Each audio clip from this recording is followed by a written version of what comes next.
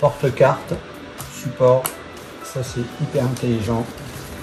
En plus l'ouverture se fait très facilement, derrière c'est des petits pointillés qui se détachent très facilement. Voilà, tac. Ensuite on fait ça et on a juste à la faire coulisser par l'avant. Voilà. Donc très cool parce qu'on pour l'ouvrir c'est ici, tac. Ça se clip derrière le smartphone, c'est donc en MagSafe. On peut y mettre une carte, on peut l'utiliser en support, donc horizontal paysage, vertical donc portrait. On peut également tenir dans la main, donc quand on a le smartphone qui est collé dessus, qui est aimanté dessus, bah, on peut le tourner dans tous les sens. C'est vraiment un super support. Voilà, je recommande ce support, en plus il est hyper fin. Donc, on va coller derrière la coque avec les objectifs du 12 Pro Max du 12 qui dépasse. Bah, ce petit support ne dépasse pas des objectifs, donc pratiquement pas du tout selon votre coque. Je recommande cet article.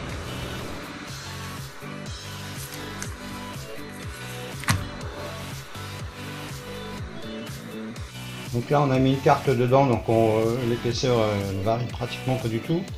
Donc ça se met en MagSafe, voilà, ça se cale direct. Pour sortir la carte c'est hyper pratique. Alors, on a juste à lever ici et on fait coulisser la carte. Voilà. Donc maintenant si on veut la sortir plus rapidement la carte, bah, il suffit simplement d'enlever le MagSafe. Voilà.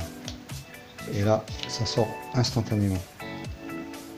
Donc bien faire attention quand on la rentre de ne pas aller l'abîmer, c'est quand même des coutures, des collages, des pliages qui sont fort sympas, mais ça peut être assez fragile.